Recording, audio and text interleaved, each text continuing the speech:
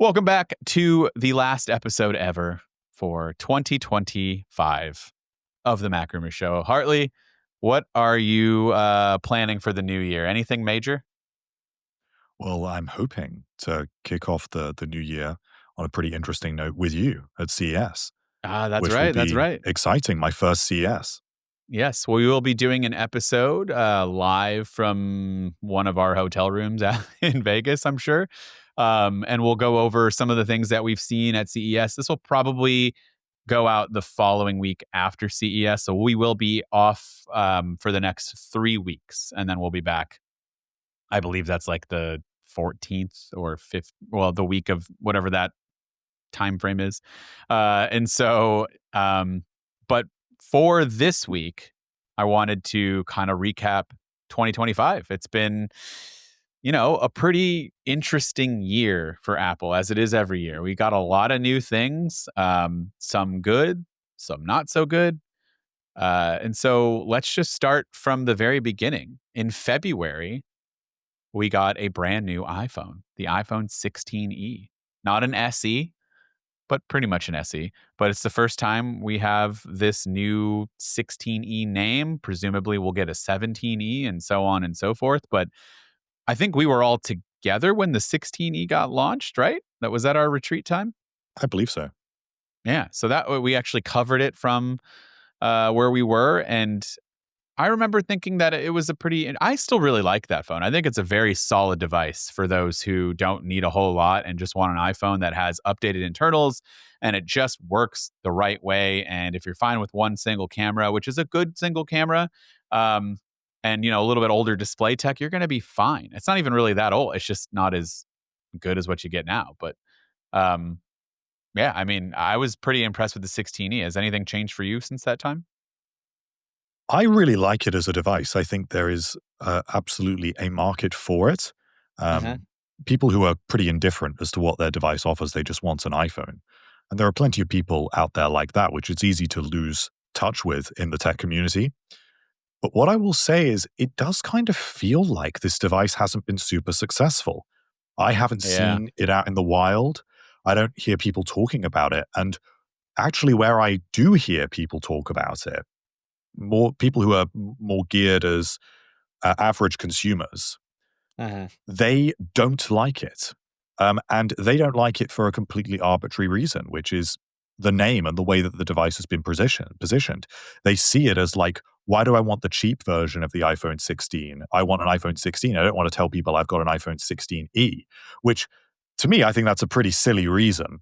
But I have heard several different people in different parts of my life say things to that effect. I think something about the marketing of this device and branding it as a 16e has kind of confused people a little bit.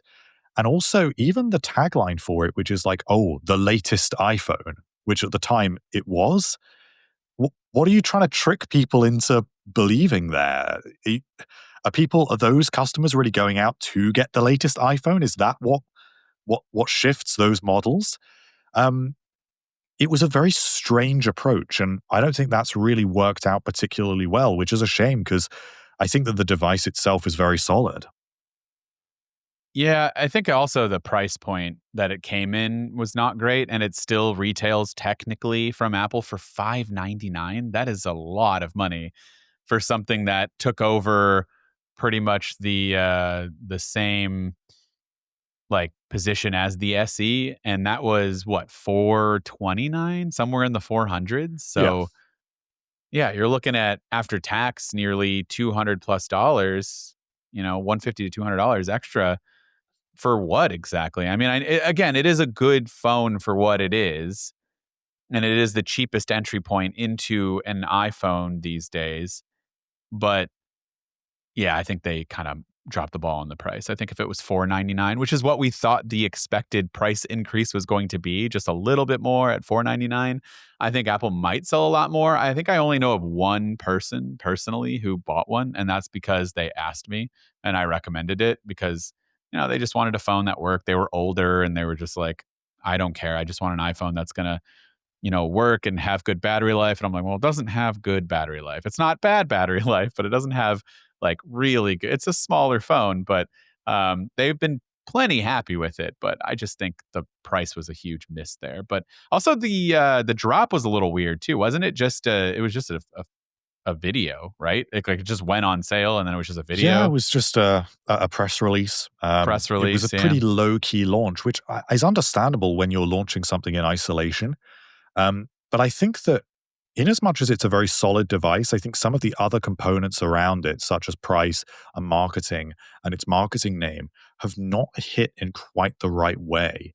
And I think a lot of consumers see a lot of value in spending an extra $100 and now getting really a lot more for that. I mean, now you get ProMotion, you get a significantly better display.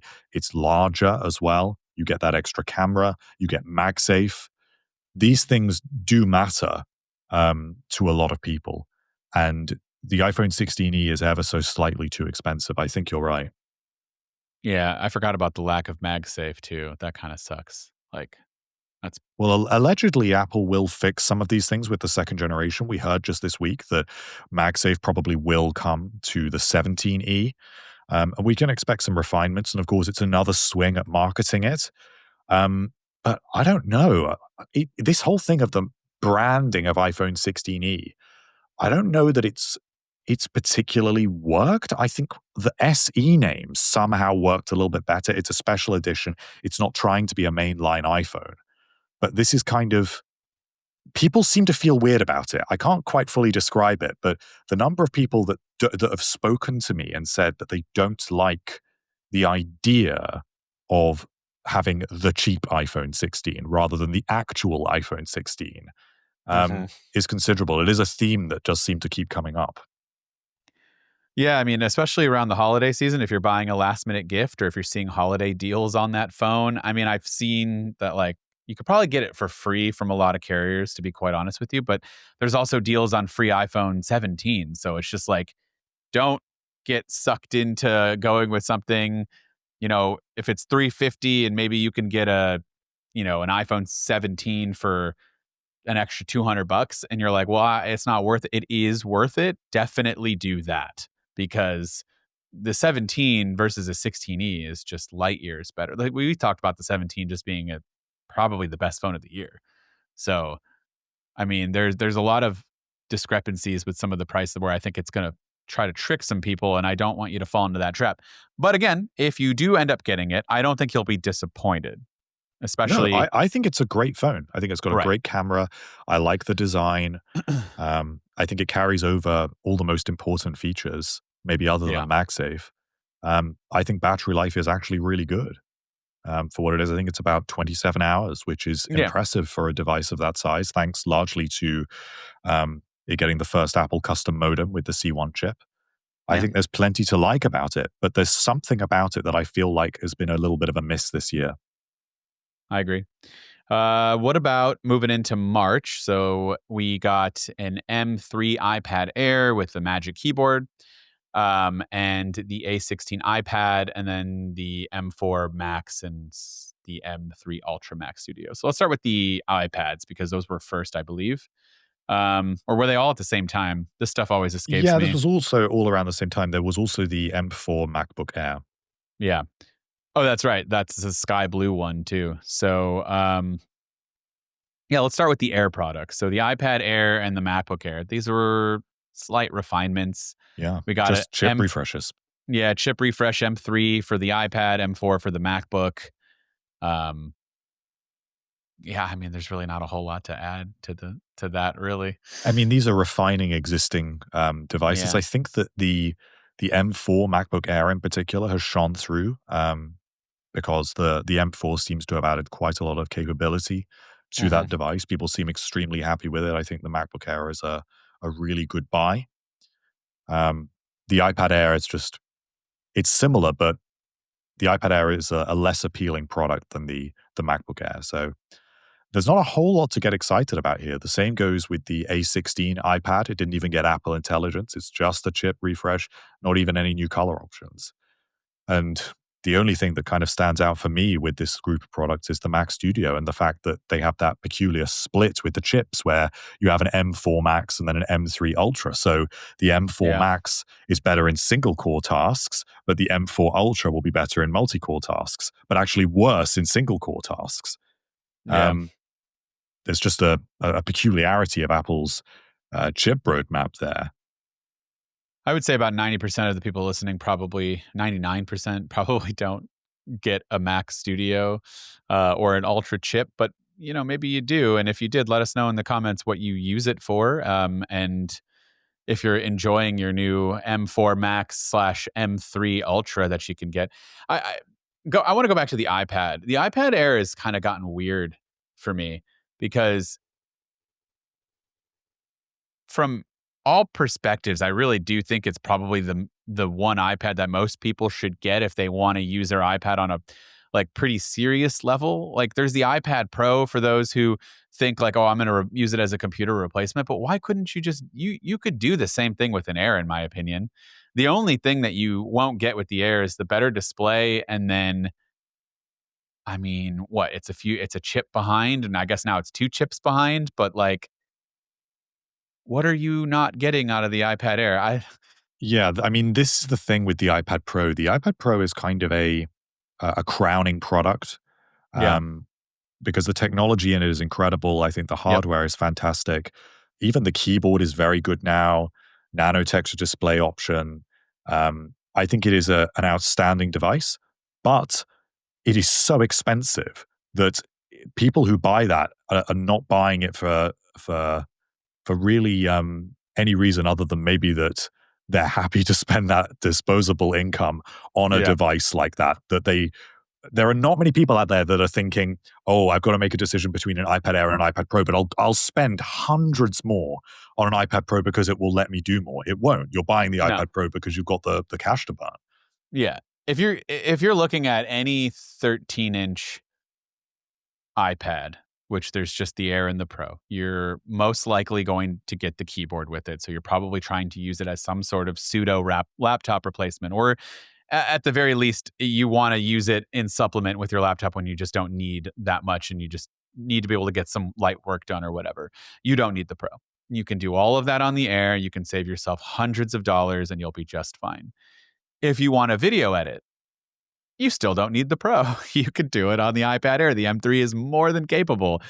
You really don't need the Pro at all unless there's some crazy workflow that you just have been able to max out on an Air for some reason. And I don't know, maybe you need like a terabyte or two of storage, and there are some things that it offers. But ultimately, those who are buying this just want the better display and the fact that they have the Pro. That's really all that it is. So the iPad Air is really just something that I'd recommend. And then if you get the smaller 11-inch one, you kind of have the best of both worlds. It is better than the standard iPad that's coming in from, a lot of the like basic ways that you're going to use the iPad. And then if you need to use it for more work related things, you can do that.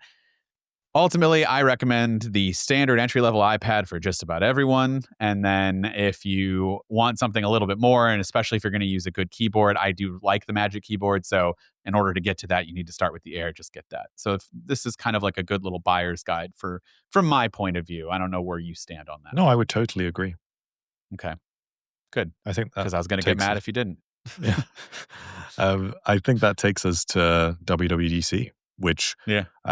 is quite Well, important for the iPad. before we do that, we take a quick break to hear from one of today's sponsors.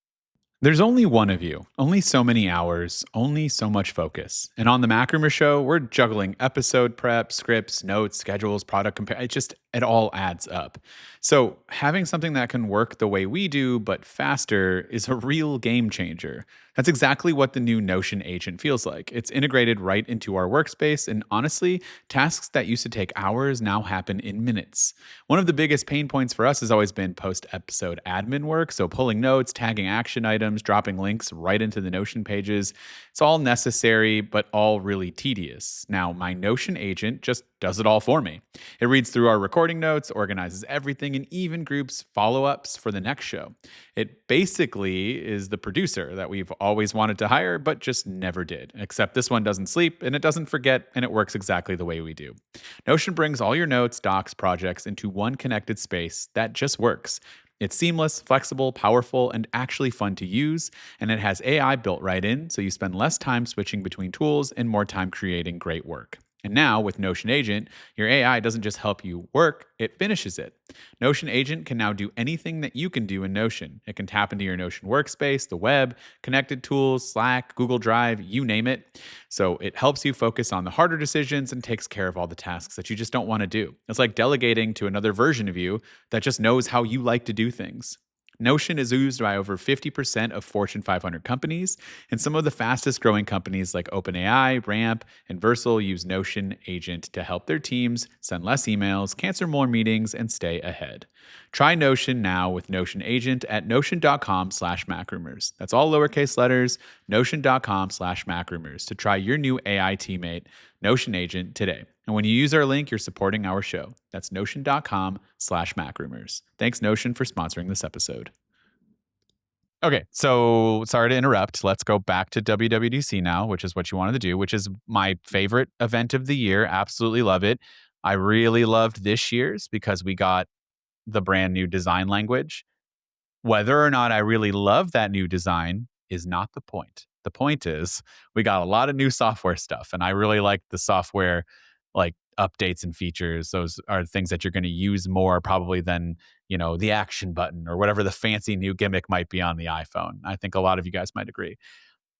Still to this day, I see a lot of divisive opinions on Liquid Glass. So with that said, I would like to hear your thoughts now that you've spent 6 months with it.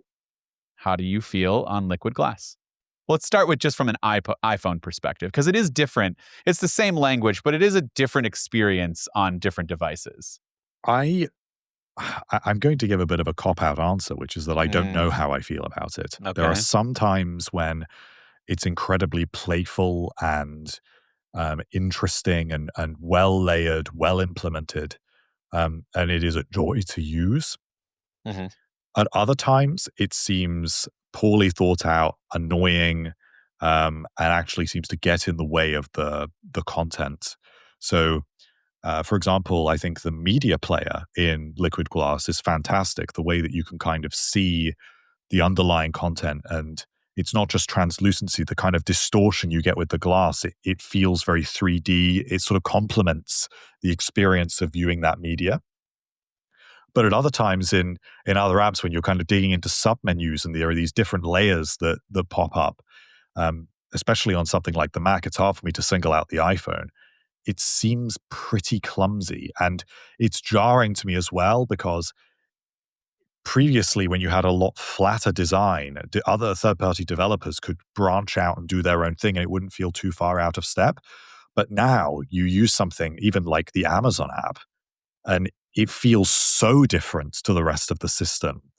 Um, it's pretty disconcerting. And I don't know, that's actually a negative reflection on Amazon. I actually think that there's something about it in the system that does not feel very adaptable to a lot of what third-party apps are doing and offering. Mhm. Um, so I sort of don't know. I go through phases of thinking, oh, I really like this. This is really cool. And other times of thinking I sort of miss a simpler, flatter, more minimalist way of looking at things. Yeah, I mean, I think I'm kind of in that same boat. When it first came out, like when they showcased it at the event, I was like, this is great. I love it. Then later on that day, I put it on my phone. I'm like, this is not very good. Like, never mind the fact that it was completely unusable on the phone for the first beta. Like, my phone was 1,000 degrees, and I'm not exaggerating. Okay, I am, but like, it was very hot, and it just you couldn't use it. So, beta, totally understand, but it was very much more unusable compared to some of the years prior. So, um, then they fixed it and a lot of things got better. And then honestly, now I've kind of settled into a groove where I'm like, man, this is fine. I like it. Sometimes it's still a little bit hard to read some things, but like for the most part, I like it. I like when developers finally switch over to using the same language. It's kind of adds like a nice little fresh feel to it. I really don't have any issues with it anymore. I think it's kind of been like ingrained in my brain that this is how things are now. I will say that like on other devices, it's pretty subtle to the point where like my Apple Watch, don't even notice really half Yeah. of it, honestly. Only when I enter in my password for the first part of the day when I have to put my watch on, I notice, oh, these are bubbles on the numbers. That's it. The Apple TV, yeah, there's a few areas, but for the most part, couldn't tell you. I think I'm more of the like the profiles and all that stuff. Like those are more meaningful updates than the design language. On the Mac, it's fine. Like I don't know, it's fine. Like all good. Now maybe next year we're going to focus on what a lot of bug improvements and stability, which we need, And hopefully Apple Intelligence. and Apple Intelligence. Yes, those are like the two things that we need, and I think it's time for that. Yeah, I think that has felt like probably the biggest missing thing this year. Um, Are we and it's really going to kind of, get this in March? I mean, ostensibly, yes, I certainly just around the spring, but um, okay. I think that it has felt like the absence of Apple Intelligence, particularly at WWDC. And I know there were some features like foundation models in the Shortcuts app, and a lot of these other features like live translation are driven by Apple Intelligence and machine learning. But it does feel like AI has taken an even bigger stride forward this year. Think about things like how image generation has really taken off this year. Yeah, Sora. Technologies like Sora, these things have really captured the popular imagination, and Apple is still absent, Yeah, totally I absent, in fact. I kind of want Apple to remain absent, and then I kind of want the other ones to just slowly go away.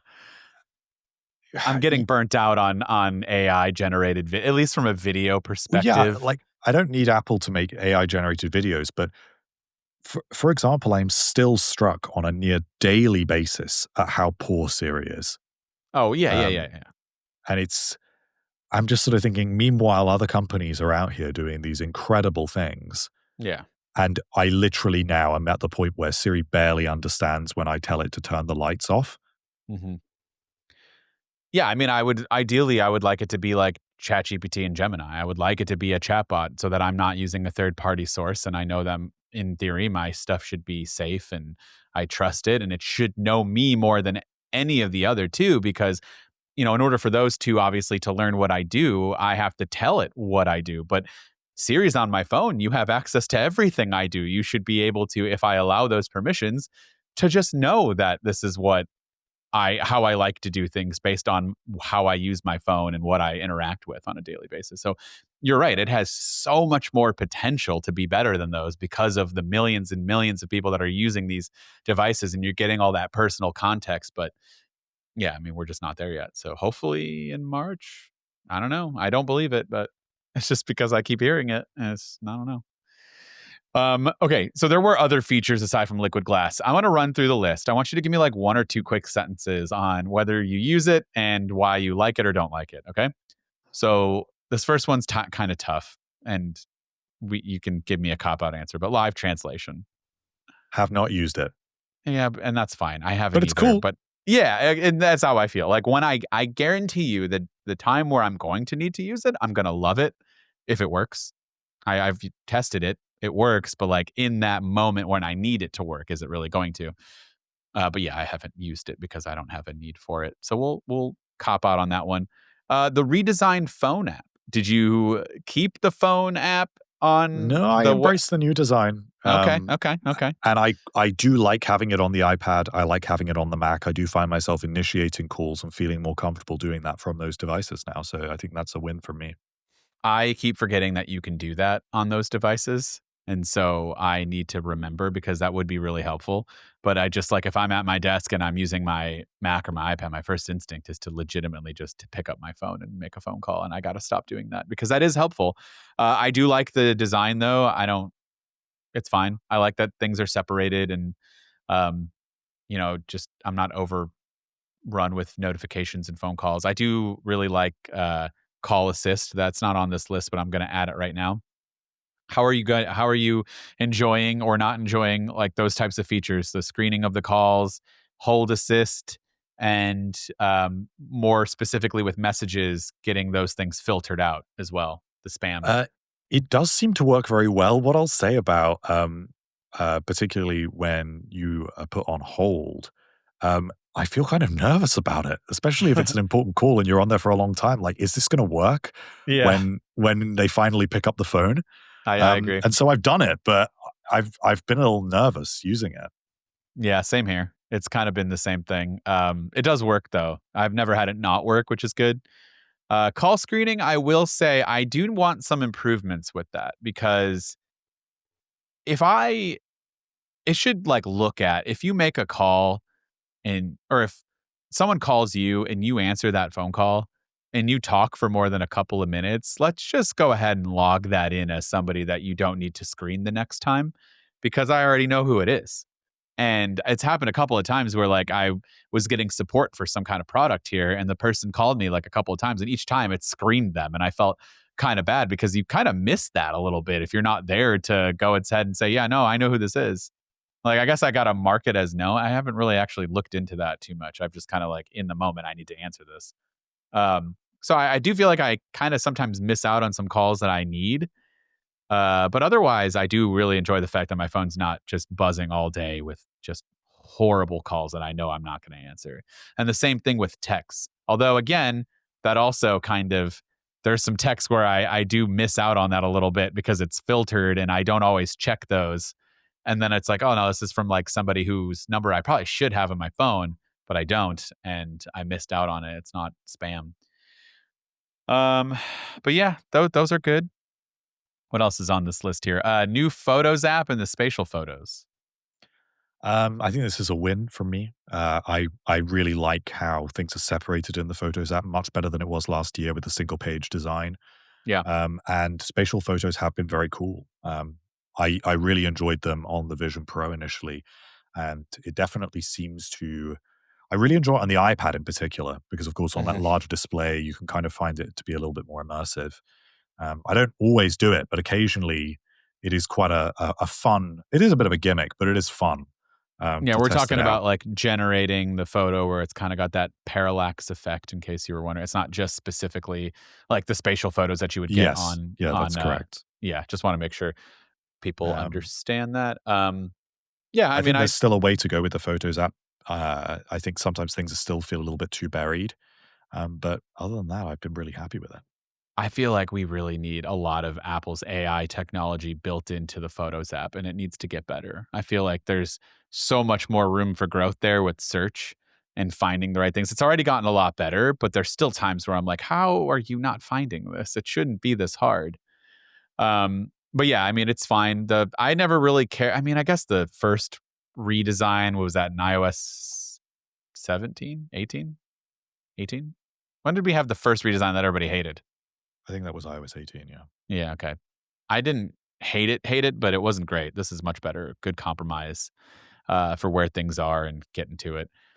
The Games app, I don't personally use it a bunch, but my kids like I think it's they a great I idea. yeah, yeah. I think it's great for finding everything cuz oftentimes they download a game and then be like, "Where is it?" So now I just kind of redirect them to be like, "Just it's in the Games app. Go look there. It's all your stuff's there. You know where to go." And so I think it's good. Can only get better from there. Workout Buddy. Don't like it. Me neither. I don't either. It just gets in It's the too way. bright and positive, and you Yeah. can't engage with it. I just kind of makes me long for, okay, I may as well just be speaking to ChatGPT and plugging my fitness data Yeah. into voice mode because that would actually be a more fulfilling experience. But to just kind of give me the illusion of that with Yeah. needlessly positive statements, they don't Yeah. encourage me. They just annoy me. Yeah. You're running too slow. Stop being a garbage person and pick it up is what you want. You want them to Yeah. like just shame you a little bit. Yeah, or at least provide me with that option. Or Yeah. there's something just a bit grating about it. And even if it's really positive, I'd like to be able to engage with it, but it's not a chatbot. It's just sort of basic prompts that then provide you with your own metrics.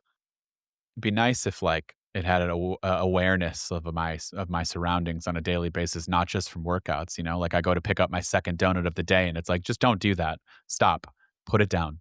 That's what we need. We need Health Workout Plus Buddy to next be. year. Yeah, that's what we need. We need Workout Buddy to be Health Buddy, and it just tells you to stop doing all the bad things you're doing. iPad multitasking. This is huge. Yeah, This this one was really got. significant. Yeah, I mean, this was probably one of my favorite things of the year. I think it was Apple needed to do it. Yeah. It has been years that we have been complaining, and now finally we have this true windowed multitasking experience on the iPad. It's especially good in Stage Manager, on the not in Stage Manager, but with an external display. And it does seem very powerful, a lot more versatile, and I do, in general, really like it. What I will say is that it does seem at times annoying, um, and that Yes. you kind of accidentally trigger it when you don't mean to, or when you do want to open a new app, it doesn't open in the way that you're anticipating, or it kind of opens into a new separate window when you kind of want it to just float over where it is. There's still some refinement to do here, but it's a lot It's better than it was. it's like Apple doesn't want to just fully give us the Mac experience, because then they'll just have to admit that they were wrong, and because they said they were never going to do that, or whatever the thing is. So they're giving us something that's so close, but it's just off a little bit that it's frustrating enough to just piss you off every time, because it's just make it feel like a Mac desktop for when we're in that mode. For the love of God, stop doing this weird stuff with the windows, and I click on it and it opens up like off to the side for some dumb reason. That's not where I put it the last time. Why are you doing this? It just drives me insane. And I feel like I miss true split view as it was before. The simplicity of that mode. I think those gestures got so Well, ingrained, it's back now, but but you not have to quite in the just way that it was. no, it's pretty much it's how do I explain this? It's kind of always been there. It just they took away like the ability to drag and drop it in there from the and Yeah, now, and but now that's that's back. But that's back now. is it? I have not tried Yeah. this. Oh, it's back in 26 too. I am bemused by this. You cannot do it in multitasking mode. You have to be in the other one, Right. I You have to believe, be is in the stage manager mode as opposed to windowed mode. I wonder if that'll work. I think. Nope. See, right now I'm trying both windowed mode and I'm trying to do what Or my maybe like old muscle memory would have taught me, and it's not working. So did you update? um that might also be the problem here. I was going to say you have to be on 26 too if you're not on the beta. And that Yeah, I'm just on came out. 26.1. So that's my Yeah, there bad. you go. There you go. And you got slide over back on that. Did you know that that's there? Yes, so slide over I knew about. Okay. And Okay. I Okay. mean, I was never a huge user of slide over, but Oh, I I think all of this was. is indicative of the fact that there's still a way to go. And Slide over is only used on a flight for me when I'm watching something and then I want to check like X Twitter timeline. I just slide it over because it's like the perfect, little scrollable timeline right there. And then I just get it out of my way and I do what I'm doing and then I bring it back in, or like messages. Like it's perfect for those apps. And I really missed it. And so I'm glad that it's back. It's weird. They didn't bring it back the same way. They brought it back in this weirder form, but because you can't do multiple apps now on slide over at the same time, which is weird. But yeah, I'm just glad that they're kind of blending. There's room for improvement, like you said, but yeah, you got to give the new, I will split do. view a I've shot. just downloaded it now because Okay. I felt that was a big miss. No, it's Um, back now. For the most part, it's pretty much the same way. I can't remember if you can only access it in a certain mode or not. I feel like that's one of the weird downsides, but um, it does feel yeah. like it's So getting pretty that's convoluted with iPad multitasking. There are just the whole thing just needs to be really refined and prioritized around what users really want. And I think we're getting there. I will say the one thing I've loved is a new cursor. Just the yeah, basic simple cursor and moving away from that yeah. dot. That dot intensely annoyed me. I was very happy to see it go. I think what needs to happen is it just needs to be, because normal iPad mode is just called full screen, I believe. That's where split view and slide over should be. That's the original iPad experience that we had before. Then you can have your stage manager multitasking, which I do sometimes really like when the windowed one's getting a little out of hand. I like just kind of having those on the left-hand side there and just knowing that those are there and I can see them, but they're not in the way. And then when you need a bunch of apps side by side in different ways, then you can go to your multitasking. And that's it. You have the three ways, and none of them are used any differently. It's Stage Manager, it's multitasking, or it's your regular iPad with full screen apps. However, if you want to do slide over or just two apps side by side in split view, you can do that because that's how it used to be. I feel like that's the easiest way to give everybody what they want. I And think and that's and and make a keyboard command that I can use to go through those modes, right? a good suggestion. Yeah, well, I there you think go, that's the Apple kind of thing we need more of. And free. maybe we will. Maybe we will, because I think that even the way that this Mac style windowing has been implemented was pretty inconceivable. I think no one really saw it coming quite to this extent because Apple's been so stubborn on it, but I think we're getting there slowly. I also hate the stoplight icons, the way you have to access it. Real big pain in the ass. I'm just saying that. Does it get in the way for you at all? It's so hard to like get up there and like Yeah. you gotta like it brings you go up to the top with the menu bar, which I also don't really use the menu bar because I just know all the keyboard shortcuts and there's really nothing up there for the apps that I use that I need, but cool that it's there, I guess. But then you go up there and then you hover your cursor over it. But like to get into the three dots, you still have to click into it. Why? Why do I need to do that? How about just when I go up to the top of the menu bar, it's just the three dots are already there. That would be too much like Mac OS. See, this is that thing that I'm saying that they're doing that's driving me insane. Yeah. Well, I think we will get there. Sorry, I'm just really complainy today. But I do like it. And then the last thing is Spotlight on Mac overhaul before we get into our last sponsor break. Um, I like that it's better from a search perspective. I don't think I use any of the other functions that they launched, like I sending was really emails from there. enthusiastic about it. Yeah, me too. But I actually don't use it a whole lot. I quite like it for opening apps. It seems to be a lot more accurate for that, a lot Yes. faster. Yes. And I much prefer that to a Launchpad and different methods of accessing apps before. And I know you could Spotlight for apps before, but it always felt kind of slower. I Um, also don't use the clipboard. Do you use the clipboard? I've used it once or twice, but I do forget a lot of it's there. There is a lot of power and capability in this. I think it's going to just take a little while to get used to it. But in general, I think it's a good feature. There's definitely more that Apple can layer in here, but a lot of it comes down to how much you want to be a power user and kind of treat it like Alfred or Raycast and set up those commands. Um, so It I turns think out it's a I good didn't. change.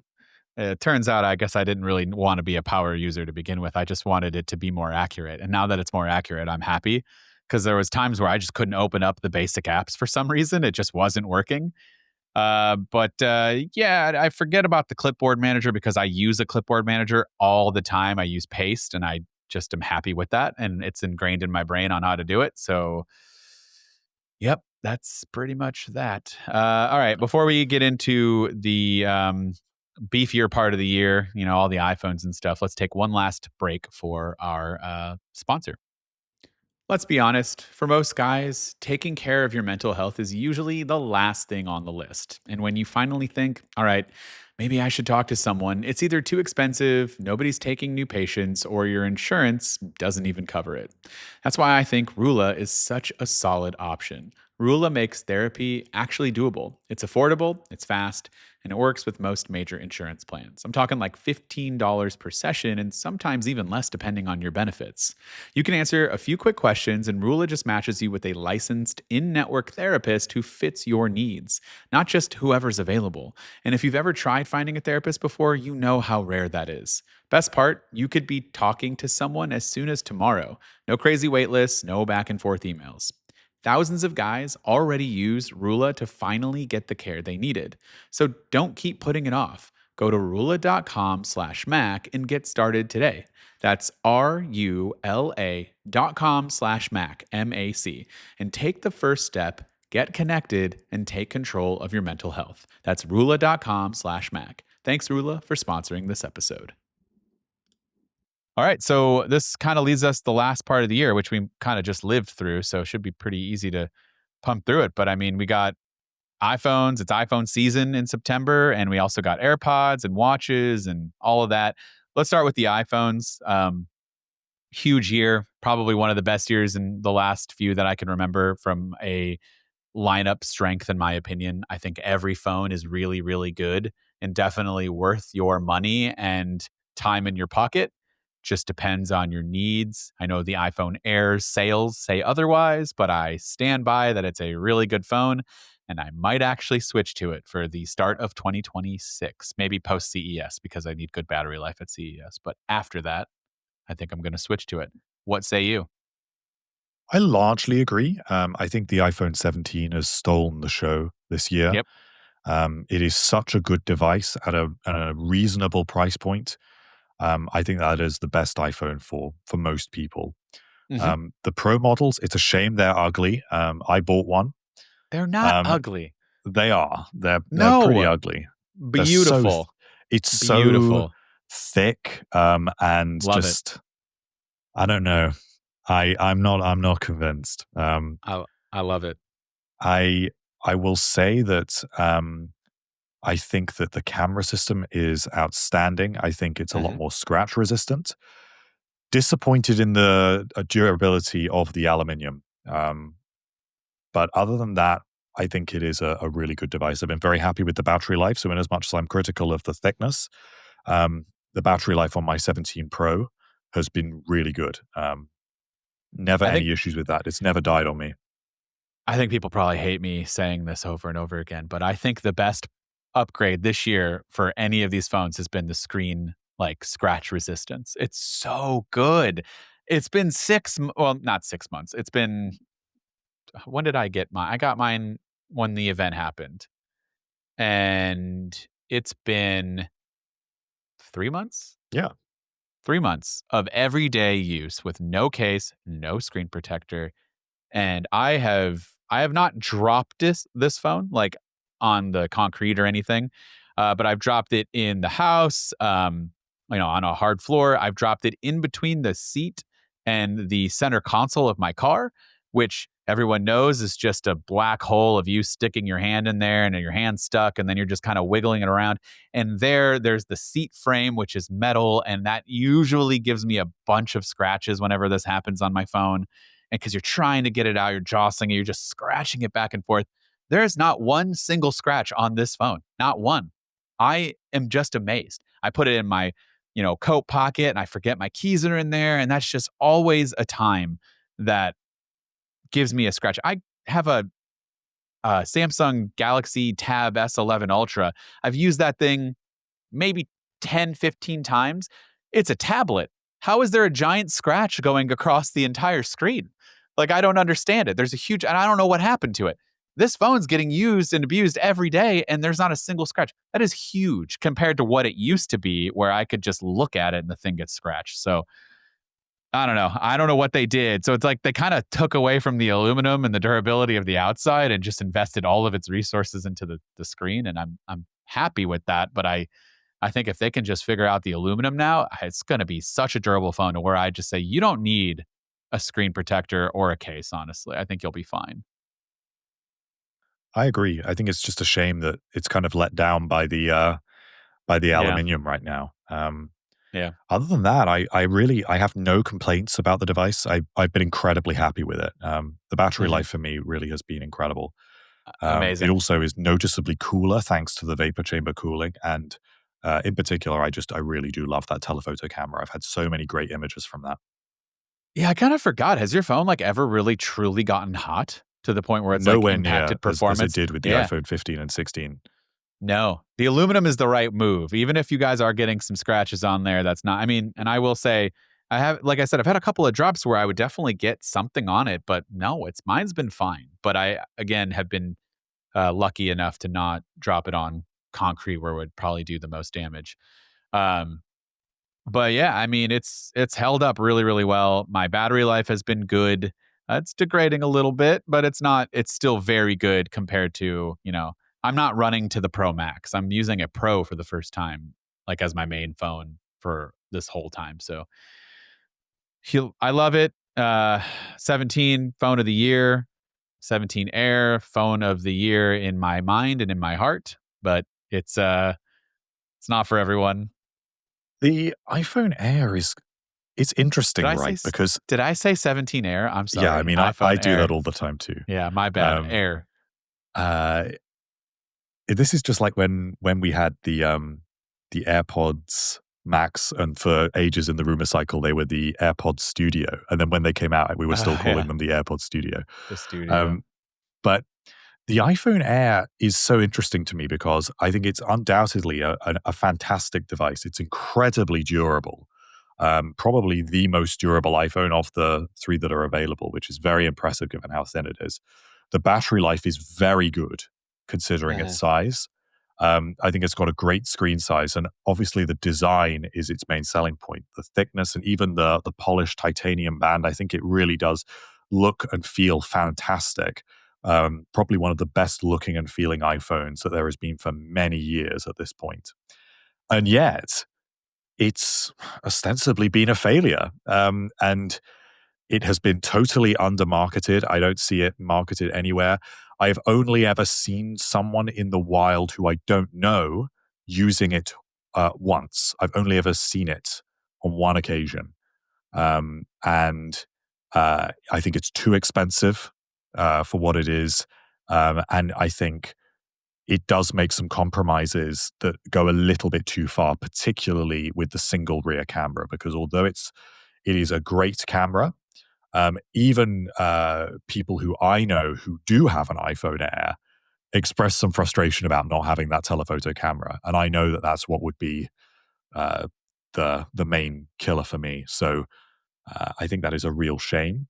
And it's hard to say that the iPhone Air has been a success or a highlight of the year. I think it is probably one of those things that Apple would rather forget about that happened this year. Yeah, I agree 100%. I've also don't know that I've seen anyone that's like a person I don't know using the Air in the wild, but I don't know. I'm just sad because I feel like it's one more year It's away from being gone. Yeah, it's a shame because it's a device that had so much promise and is so interesting, and it's such an exciting new way of looking at the iPhone. But it's I just don't think it's worked out, and not for the reasons that we would have expected. When we talked about this device 6 to 12 months ago, we said, "Oh, it all comes down to durability and battery life." But actually, it turns out that it doesn't, and Apple knew that too because those were the two things that they addressed. What they kind of forgot about was camera and pricing. So if Um, Apple fixes that, do you think it sells better? If they give you Absolutely. they give you 3 cameras and keeps the price the same, 999, but you get all 3 pro level cameras, would you? I'd buy it in a heartbeat, but Apple would Okay. never do that because then no one would buy a Pro iPhone. So Yeah. this is the issue. I don't think it's not purely an issue of price and purely an issue of adding the cameras. Because if you add those cameras, you're basically just getting a Pro iPhone with ever so slightly shorter battery life and one less speaker.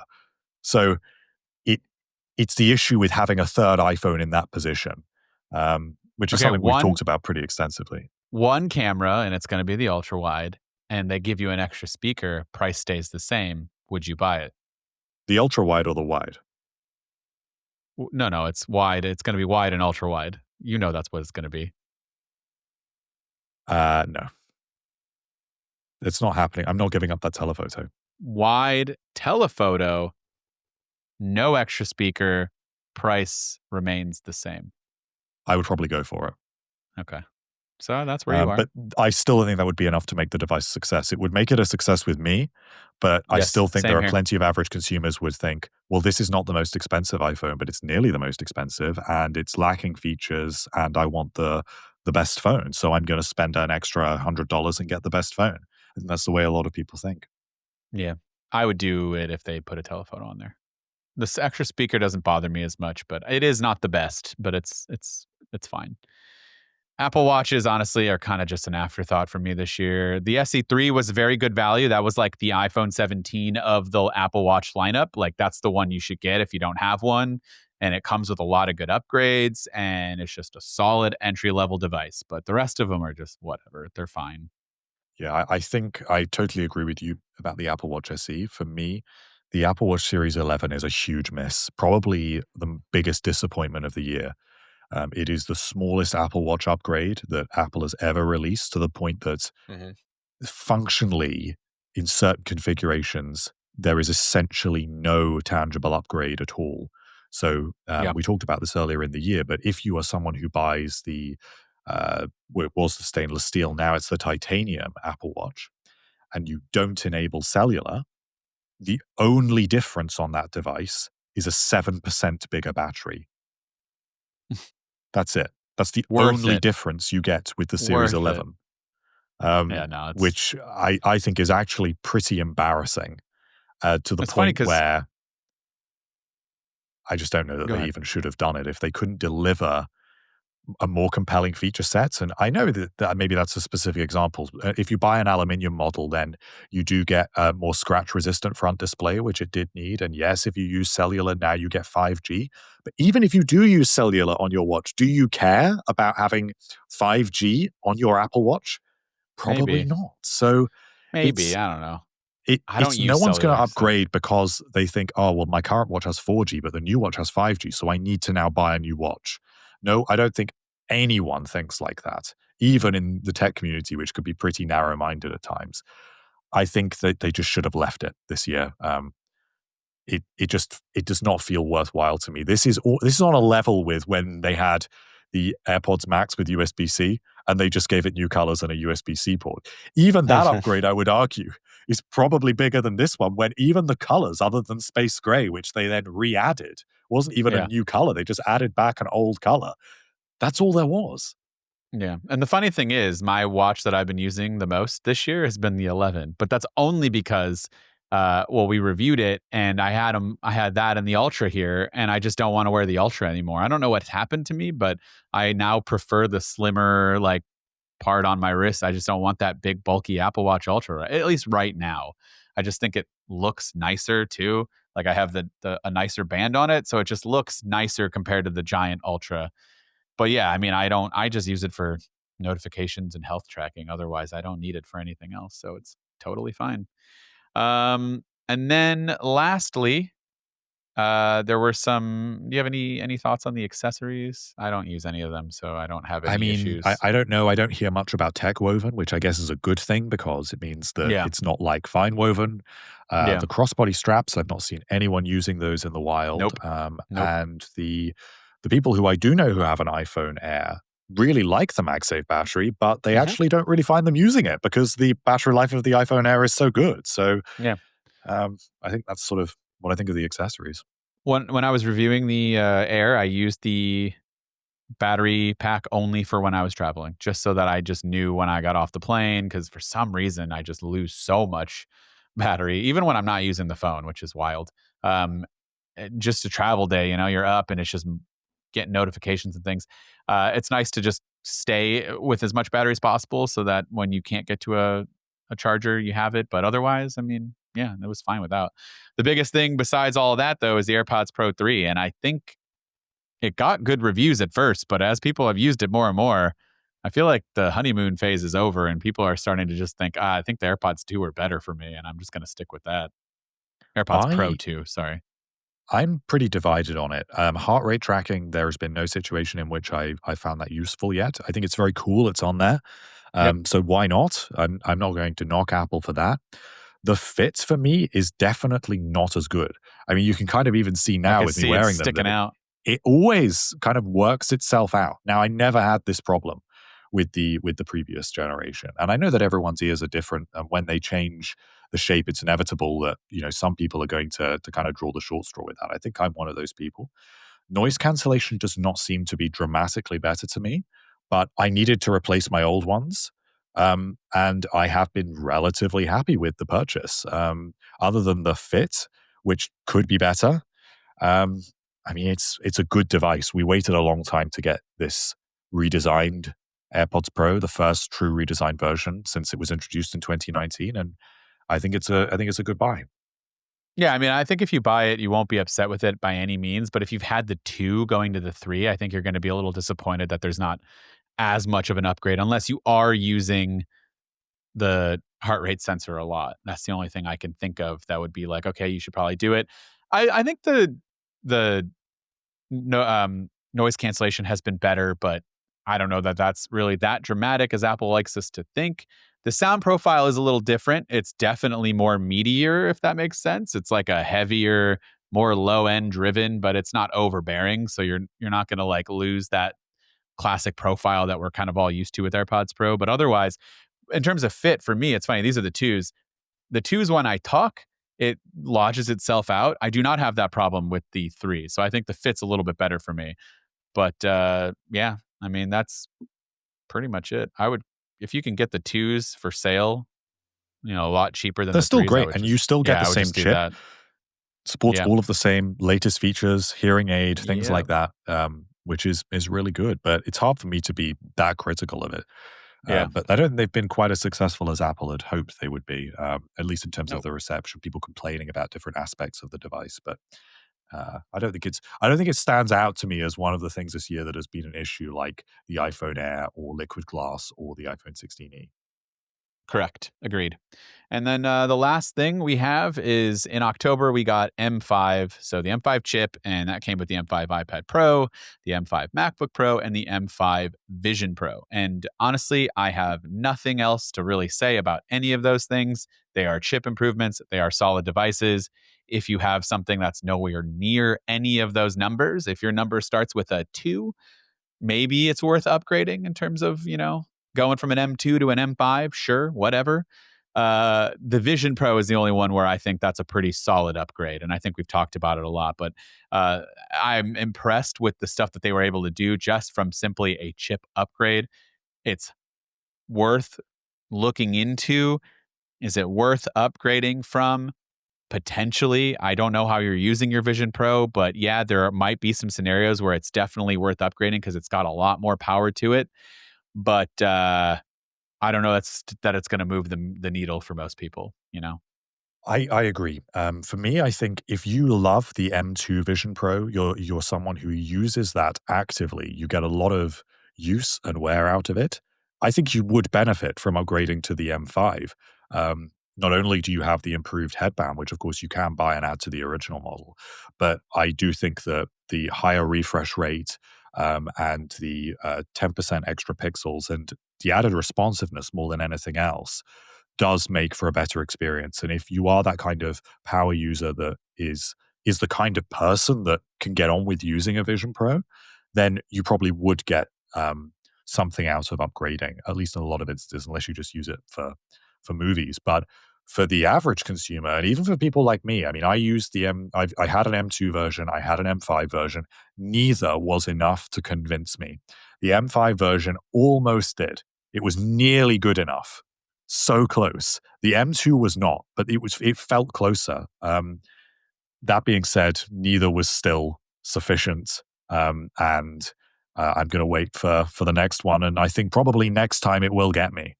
I was so on the fence about returning the M5. But it's a good device. I agree. I was impressed with what they were able to do. Yep.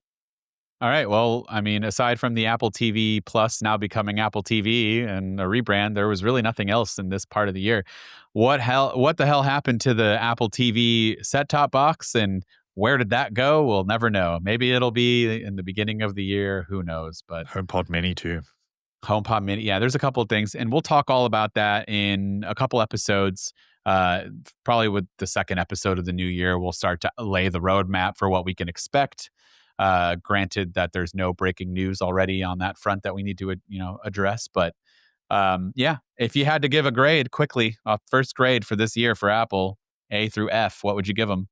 Ooh, I think this is maybe a C or a D year. I don't know. I don't think it's been pretty good. Hey, why? Really? I think there's been misses this year. Like, I think Liquid Glass, iPhone Air, iPhone 16e, and Apple Watch all this year have not been successes. And things that should have been more successful, maybe, and should have done better, like the AirPods Pro, and like some of these sort of smaller updates, have been fine, but they haven't been. This has not been a special year for Apple. Put it this way: we're used to sometimes wow, like there's this new headset, there's Apple Intelligence, there's this big announcement that kind of encapsulates everything. There's this dramatic change. But I feel like this has been probably the most incremental year for Apple that that I can remember, actually. And there is a lot in the pipeline. Next year, I don't think we'll be saying that, but this year, I don't know. I I think I'm C plus or B minus. And the only reason why is because I'm taking averages, right? So like some of the things were a fail, but those are things that are not necessarily Apple's most important products. So I don't think it truly matters as much. So if we're like weighting this grade, the iPhone by far is its most important product. I think this year was an A plus year for the iPhones. Every single iPhone was really, really good. Even the 16E was good. It's just a little bit confusing for some people, but from a just a device standpoint, it's a good phone. And then all of its M product lineup for Macs are all really good. The iPads are really good. They just weren't anything crazy. So if we just average it out a little bit, I think it goes to like a C Yeah, I plus, think B that's maybe minus, fair. But C it's plus, B definitely not minus, been Apple's best year, put it that way. D, D. God, thank God you're I not my professor I from don't back know. in I the feel like day. some of the decision making is a little concerning to me, but I am Well, hopeful for next year. there was kind of a lot of drama this year too. So let's just hope that kind of goes away. And that's mostly just from Siri and Apple Intelligence perspective. So Yeah, let's but just even hope like that executives, and there's been a lot of yeah, turmoil, a lot of regulatory scrutiny, a lot of sort of yeah. political controversy. There's been a lot going on this year for Apple, and I don't know that. I think even people who are pretty senior inside Apple would be hard pushed to look at this year and think 2025 was a great year for Apple. I don't think it was a great No. year. It was an okay year, but was Yeah. it a great year? Definitely not. All right. C plus. I think that's fine. I think that's fair. Yeah, okay. We'll agree on that. We'll settle on that. All right. Well, as usual, let us know in the comments what you think about everything that we talked about. If you have any thoughts, please, of course, reach out. And happy New Year, happy holidays to all of you guys out there who are celebrating a holiday coming up. And we'll catch everybody next year.